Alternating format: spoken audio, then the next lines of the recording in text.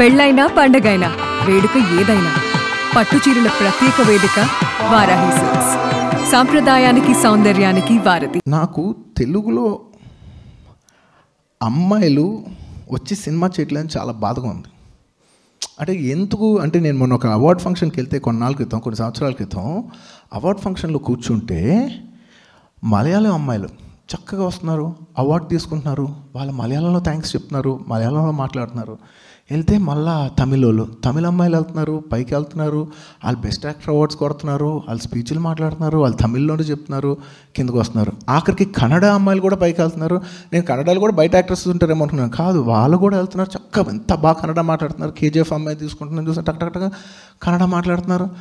నేను తెలుగుకి వచ్చేసరికి అట్లీస్ట్ ఓకే బయట వాళ్ళు రావచ్చు 50%, అట్లీస్ట్ ఒక 50% అయినా మన వాళ్ళు ఉండాలి కదా. తెలుగు వచ్చిన అమ్మాయిల కన్నా తెలుగు రాని అమ్మాయిలనే మేము ఎక్కువగా లవ్ చేస్తుంటాం. ఎందుకంటే తెలుగు వచ్చిన అమ్మాయిలు ఎంకరేజ్ చేస్తే ఏమవుద్దో తర్వాత నాకు తెలిసింది. సో అందుకని చెప్పి ఇక నుంచి నేను తెలుగు రాని అమ్మాయిలను ఎంకరేజ్ చేయాలని నేను, మా డైరెక్టర్ సాయిరాజ్ గారు, మా కల్ట్ డైరెక్టర్ సాయిరాజ్ గారు కోరుకుంటున్నాము. నాకు ఒక కల్ట్ బ్లాక్ బస్టర్ని ఇచ్చి నన్ను కల్ట్ ప్రొడ్యూసింగ్ చేశారు. త్వరలోనే ఇండియా లెవెల్లో ఆయన ఇది చూపిస్తారు. నాకు సాయిరాజ్ ఫ్రెండ్ అవ్వటం, నా డైరెక్టర్ అవ్వటం చాలా ఇది. అరే మన వాళ్ళ రిప్రజెంటేషనే లేదే. ఈ బాధ నాకు ఎప్పటి నుంచో ఒక 6-7 years నుంచి ఉంది. అరే మన తెలుగు సినిమా అమ్మాయిలు చేయొచ్చు కదా, మనం ఏం చేస్తున్నాం, మన సినిమాలు ఎక్కడ పెట్టగలవచ్చు కదా మనం అని నాకు మనసులో బాగుండేది. అండ్ నాకు మొత్తం గుర్తులేదు కానీ నాకు అలవైకుంఠపురంలో నేను చూసినప్పుడు మాత్రం నాకు ఫీలింగ్ ఉంది, ఎప్పటికైనా ఇలాంటి అమ్మాయిని పెట్టి ఒక సినిమా తీసే రోజు ఎప్పుడు వస్తుందో మన తెలుగు సినిమాల్లో అని అనుకున్నాను నేను. అదొక్కటే అనుకున్నాను నేను. నాకు ఆ మొత్తం సినిమాలో మిగతాదంతా నాకు నీ మీద నిజంగా జెన్యున్గా ఫోకస్ ఏమీ లేదు, అదొక్కటే అనుకున్నాను. ఇవాళ అదే ఫంక్షన్లో ఇవాళ నువ్వు మెయిన్ లీడ్, నువ్వు చెప్తుంటే కూడా ఒక క్లిప్ చూశాను నేను ఏదో చిన్న సినిమా చేస్తే మొత్తం ఖాందాన్ని తీసుకెళ్ళి నేను 30 secondsకి ఇవాళ 3 hours మొత్తం సినిమా నాది అన్నప్పుడు నాకు ఎంత ఆనందం వేసిందో. అంటే అమ్మా ఆఖరికి తెలుగు అమ్మాయిలు వచ్చి చేసే టైం వచ్చిందిరా. నేను మనస్ఫూర్తిగా చెప్తున్నా, నాకు ఎంత ఆనందంగా ఉందంటే శ్రీలీల నాకు అమ్మాయి వస్తుంది, ఇప్పుడు మెయిన్ స్ట్రీమ్ సినిమాలు చేస్తుంది, ఈ అమ్మాయి వస్తుంది, ఇక్కడి నుంచి తెలుగు అమ్మాయిలు అందరూ వచ్చి సినిమా చేయాలని నా కోరిక. ఎందుకంటే నేను ఇవాళ మెయిన్ ఫంక్షన్కి వచ్చింది ఈ ప్లాట్ఫామ్ వాడుకొని చెప్దామని ఏంటంటే, అరే రండబ్బా అమ్మాయిలు ఎందుకు భయపడతారు, రండి, ఎంత మంచి ప్లేస్ ఇది. Telugu cinema industry is one of the most entertainment industry India is growing. అందులో ఎంటర్టైన్మెంట్ ఇండస్ట్రీ ఈజ్ బూమింగ్. అందులో Telugu cinema is playing a very pioneer role. మనం బెస్ట్ ఇండస్ట్రీలో బెస్ట్ టైమ్స్లో ఉంటున్నాం.